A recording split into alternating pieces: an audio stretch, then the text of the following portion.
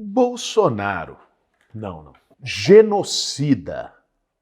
Não. Quadrilha da vacina. Enquanto milhares de brasileiros morriam e o mundo negociava vacinas, vocês tentavam faturar grana com negociatas, com gente esquisita, para ganhar propina. São tantas notícias, depoimentos, informações absurdas, que fica até difícil entender o que aconteceu nas últimas semanas. O começo e o fim dessa história. Então, a gente decidiu explicar aqui no Café com Bolos tudo o que se sabe sobre a quadrilha da vacina que vocês montaram. E aí, tem tempo para um cafezinho? Para fazer um bom café, meu bem. A cada dia tem notícia nova sobre a corrupção no caso das vacinas. As duas denúncias mais importantes até aqui foram o caso da Covaxin e a história da propina de $1 por dose. As duas foram parar na CPI. Vamos tentar entender cada uma delas.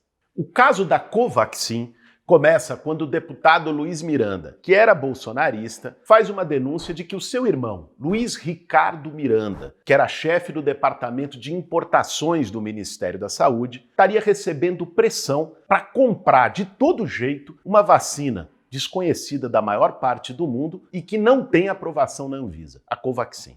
Documentos obtidos pela CPI mostram que o contrato assinado pelo governo brasileiro com a Bharat Biotech, a fabricante da Covaxin, estabelecia o preço de $15 por vacina, muito acima da proposta original, que era $1,34. Sendo os $15, isso faz da Covaxin a vacina mais cara negociada pelo Brasil até aqui.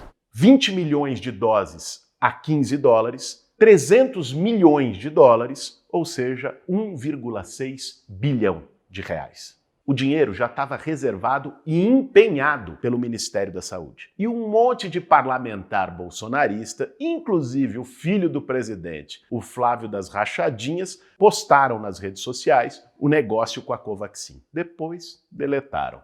Ligações no meio da madrugada, antecipação de pagamento, uma rapidez tremenda. E isso do mesmo governo que ignorou por meses as tentativas da Coronavac, da AstraZeneca e da própria Pfizer. Tem coisa esquisita aí. A negociação com a Covaxin durou só 3 meses. Com a Pfizer, foram 11 meses. O próprio Ministério Público Federal sugere que há indícios de favorecimento do governo Bolsonaro para a empresa Precisa, que foi aquela que mediou o negócio com a Bharat Biotech. Os indícios seriam cláusulas muito benevolentes no contrato, valor elevado, superfaturamento no custo do imunizante e, além de tudo, a pressão sobre servidores do Ministério da Saúde para aprovar a toque de caixa e sem critérios. O próprio deputado, que era bolsonarista, quando soube da pressão pelo irmão, servidor do ministério, marcou uma audiência presencial com Bolsonaro no Palácio do Alvorada para apresentar os indícios do rolo. E o que ele relatou na CPI é que o Bolsonaro reconheceu e atribuiu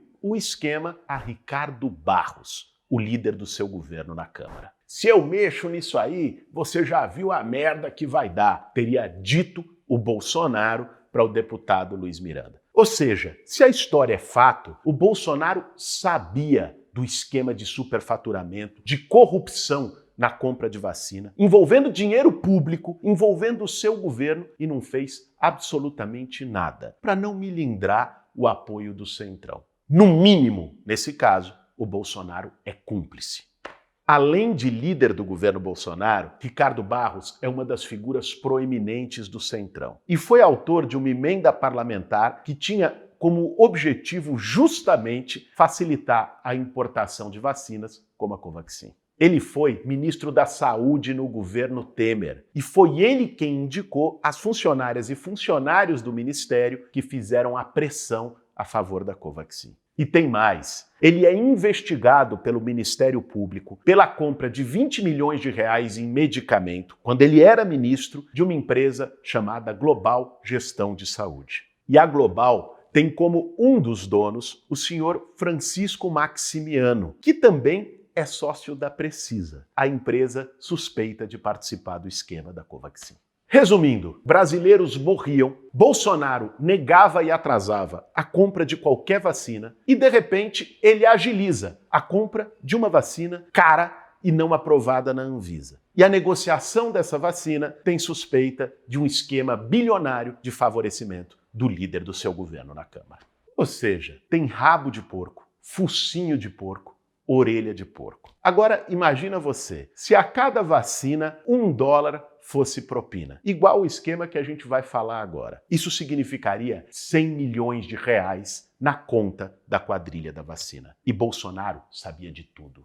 A outra bomba da semana foi precisamente essa, a denúncia de $1 por dose. O representante de uma empresa de vacina foi à imprensa e disse que um funcionário do Ministério da Saúde exigiu para fechar contrato essa extorsão de $1 por dose de vacina, no caso de uma negociação com a AstraZeneca. Luiz Paulo Dominguete Pereira, que se apresenta como representante da Davat Medical Supply, disse que o funcionário do Ministério da Saúde teria feito essa oferta numa conversa em um shopping de Brasília. Esse funcionário também foi indicado por Ricardo Barros. E nesse caso, seriam 200 milhões de doses. Portanto, 200 milhões de dólares em propina. R$1 bilhão. A história é meio esquisita, não fecha totalmente, porque a vacina em questão, a AstraZeneca, é produzida no Brasil pela Fiocruz. Em nenhuma parte do mundo foi negociada por empresas intermediárias como a Davat. Isso fez com que a própria CPI suspeitasse que o tal de Dominguete era uma espécie de um cavalo de Troia, colocado ali pelo bolsonarismo para desacreditar a primeira denúncia feita pelo deputado Luiz Miranda. De todo modo, a reunião no shopping foi confirmada por outros participantes e mostra no que o governo Bolsonaro transformou o Ministério da Saúde. Um balcão de negócios informais, uma verdadeira feira persa de negociação de propina em contrato de vacinação no meio da maior pandemia da nossa geração.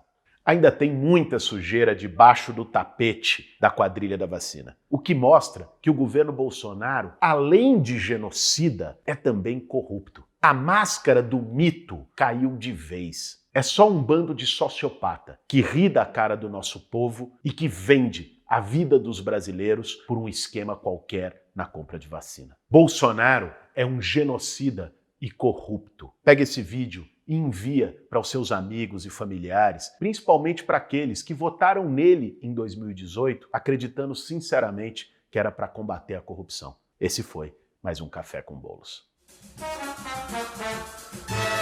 Para fazer um bom café, meu bem.